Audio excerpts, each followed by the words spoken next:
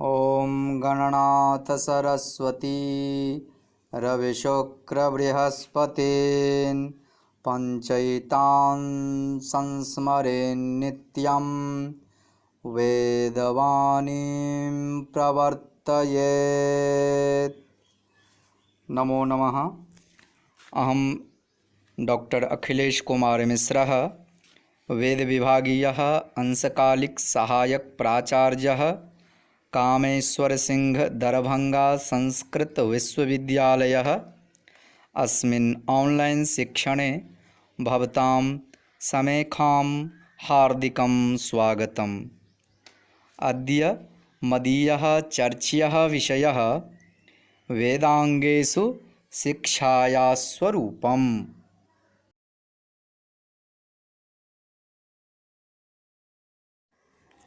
सुविदितम् एतत् पदजातं यत् सर्वस्यैव हि शास्त्रस्य कर्मणो वापि कस्यचित् यावत् प्रयोजनं नोक्तं तावत् तत्केन गृह्यते। एवञ्च प्रयोजनम् अनुद्दिश्य मन्दोऽपि न प्रवर्तते इत्यस्ति सार्वजनीनः व्यवहारः। अतः तद्व्यवहारानुगुणं व्यवहरामि। अस्यां चर्चायां भवन्तः वेदांगेषु शिक्षायाः किं प्रयोजनम् इति ज्ञास्यति। द्वितीयं शिक्षायाः स्वरूपम् अवगमिष्यति। तुरीयं तु ज्ञानमिदं सम्प्राप्य शिक्षानामकवेदांगे दक्षा भविष्यति।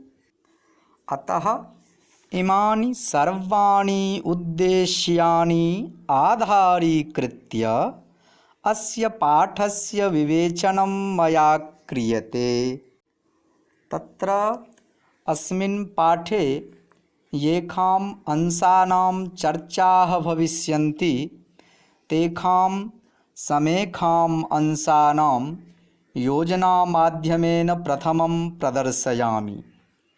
पाठेऽस्मिन् भवन्तः प्रथमं प्रस्तावना, अनन्तरं शिक्षानां प्रतिपाद्यविषयाः,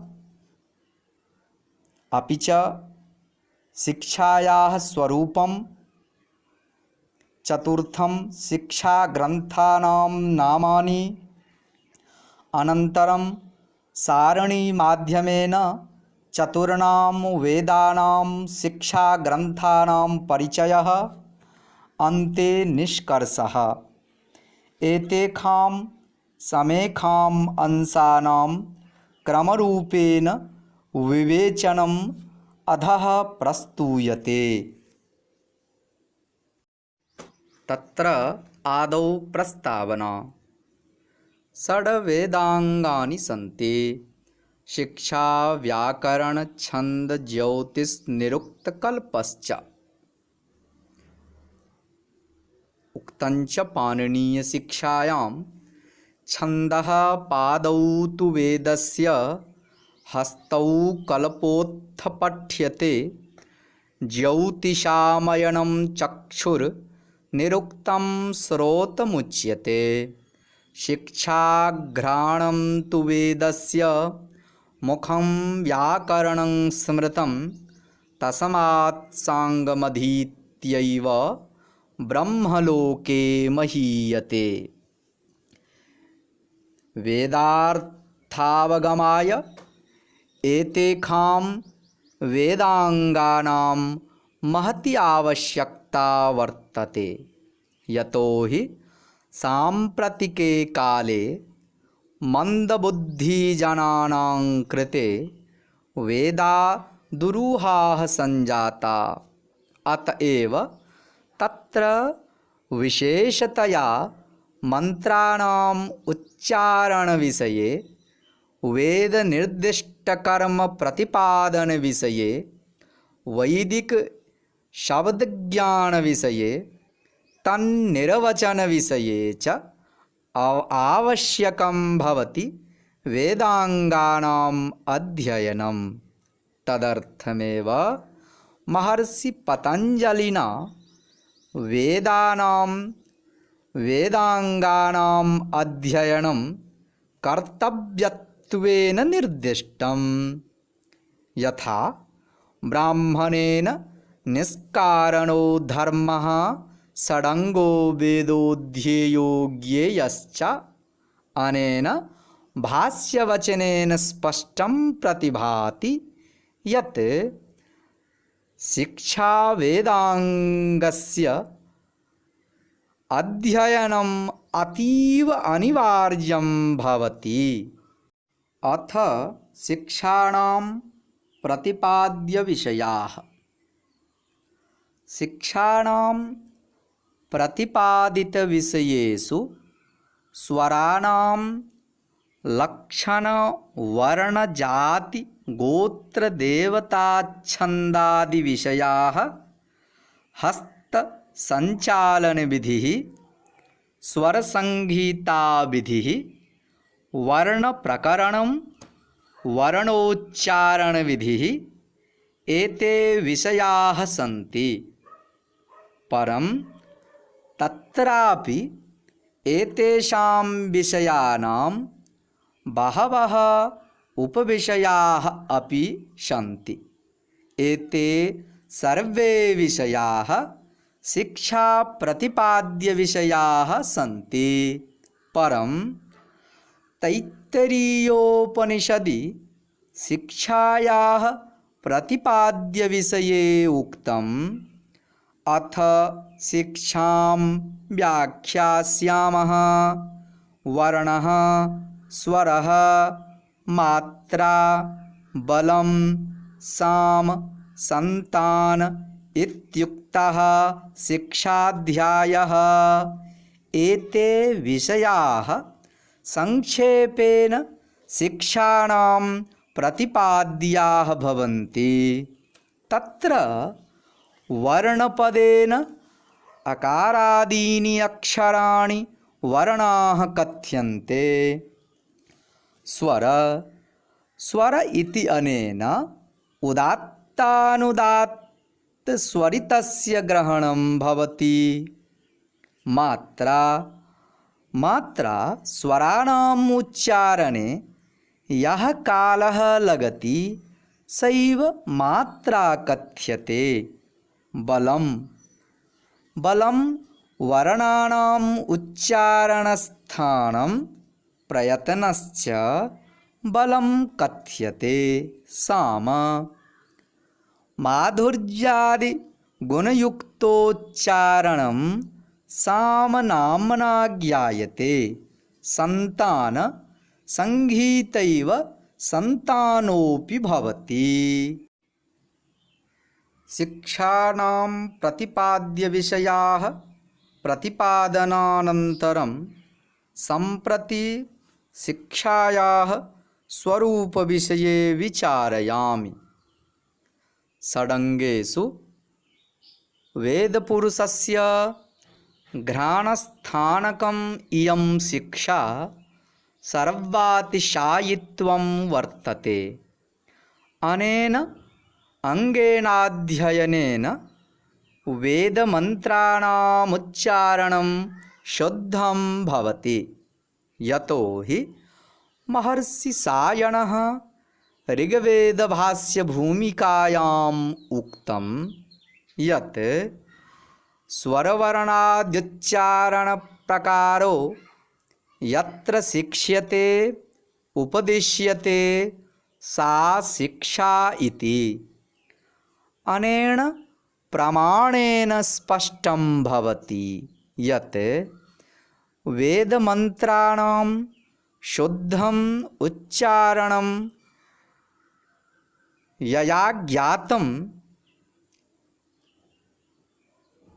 सा शिक्षा कथ्यते।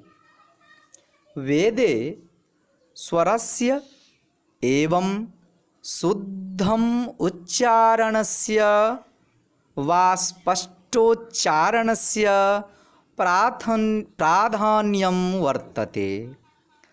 अशुद्धोच्चारणयुक्तो भ्रष्टस्वरश्च वेदपाठो महत् दुष्फलं जनयति। अथ च यज्ञयागोपासनादिकं यत् कार्यम् इष्टलाभाय क्रियते तस्मात् विशिष्टलाभो न कदापि अशुद्धेन उच्चारणेन समवाप्तः भवति। अस्मिन् प्रसंगे श्रूयते इन्द्रशत्रुर्वर्धस्व इति एतन्मन्त्रस्य अशुद्धोच्चारणं कृतम् अभूत् तेन यजमानं प्रति तत् अनिष्टकारकम् असिद्ध्यत। अतोक्तं पाणिनीयशिक्षायां मन्त्रोहीनः स्वरतो वर्णतो वा मिथ्या प्रयुक्तो न तमर्थमाह स वाग्वज्रो यजमानं हिनस्ति यथेन्द्रशत्रुः स्वरतोपराधात्। अनेन स्पष्टं भवति यत् वेदे शिक्षायाः किं वैशिष्ट्यम् अस्ति। अतः वेदमन्त्राणां समुचितरूपेण उच्चारणं प्रथमा स्यात् इति अति आवश्यकं वर्तते। एतदर्थं वेदमन्त्राणाम् उच्चारणीयाः किं तेषां स्थानं तत्र कः प्रयत्नः प्रयतनानाम् उच्चारणे किं महत्त्वं कति वर्णाः कति स्थानानि कथं तेषां प्रयोगः कर्तव्यः इत्यादयो विषयाः शिक्षाग्रन्थानां सन्ति। अतः परं शिक्षाग्रन्थानां नामानि तत्र सम्प्रति 37 शिक्षाग्रन्थाः समुपलभ्यन्ते। तद्यथा स्वराङ्कुशा शिक्षा, षोडशश्लोकी शिक्षा, शैशरीय शिक्षा, आपिशली शिक्षा, पाणिनीय शिक्षा, याज्ञवल्क्य शिक्षा, वासिष्ठी शिक्षा, कात्यायनी शिक्षा, पाराशरी, मांडव्य, अघोधनंदिनी शिक्षा, लघु अघोधनंदिनी शिक्षा, माध्यन्दिनी शिक्षा, वर्णरत्न प्रदीपिका, केशवी, हस्तस्वर प्रक्रिया शिक्षा, अवसान निर्णयः, स्वरभक्ति लक्षण परिशिष्ट शिक्षा, क्रमसंधान शिक्षा, मनस्वार शिक्षा, यजुर्विधान शिक्षा, स्वराणक शिक्षा,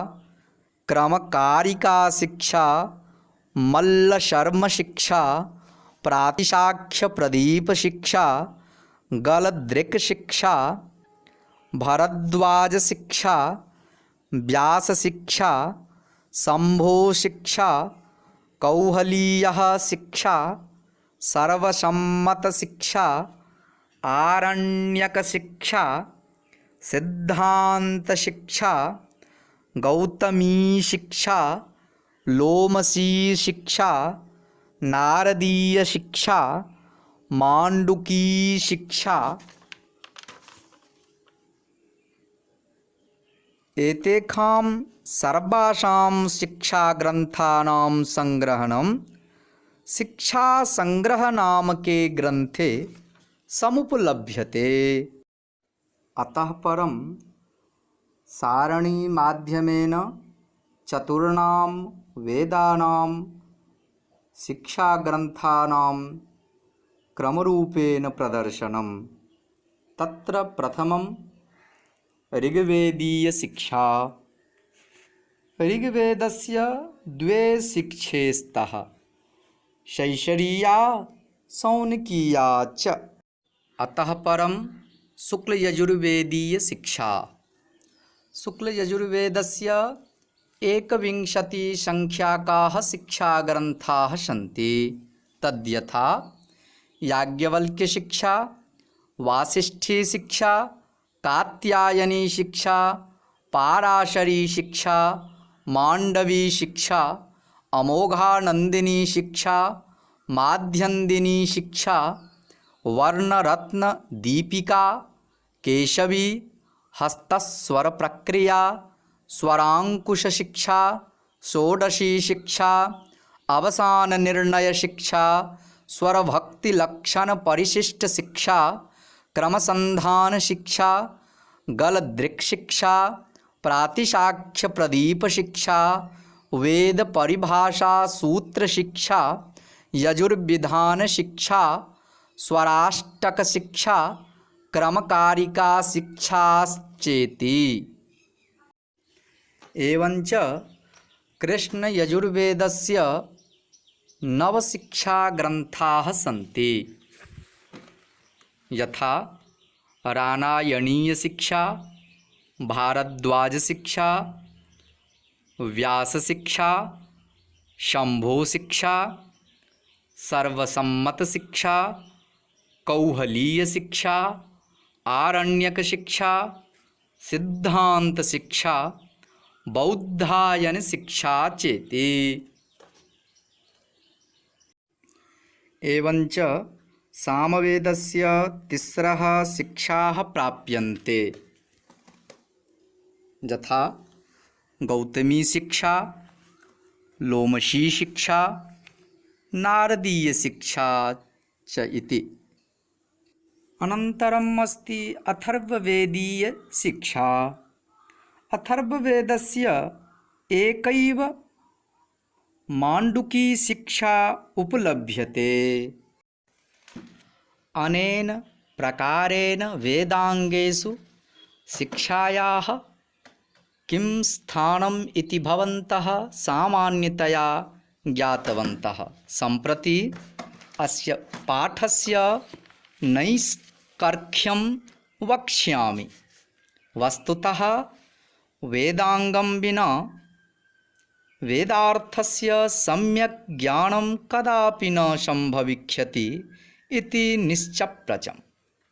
तत्रापि वेदाङ्गेषु शिक्षायाः अन्यतमं स्थानं वर्तते। वेदमन्त्राणां शुद्धं सम्यक् उच्चारणञ्च शिक्षायाः प्रमुखोद्देश्यं भवति। अतएव चतुर्णां वेदानां पृथक् पृथक् शिक्षाग्रन्थाः ये सन्ति ते सर्वे ग्रन्थाः मया वर्णिताः। साम्प्रतिके काले तु ऋग्वेदस्य शैशरीयशिक्षायाः, सौनकीयशिक्षायाः, शुक्लयजुर्वेदस्य याज्ञवल्क्यशिक्षायाः, सामवेदस्य नारदीयशिक्षायाः, अथर्ववेदस्य माण्डुकीयशिक्षायाः प्रचलनं प्रायशः सन्दृश्यते। पाणिनीयशिक्षा तु सर्ववेदसाधारण सार्वजनीयश्च वर्तते। अतः निष्कर्षरूपेण वच्मि यत् सर्वविधप्रयत्नेन शिक्षाग्रन्थस्य संरक्षणं कर्तव्यम् इति संक्षेपेण अलम्। नमो नमः।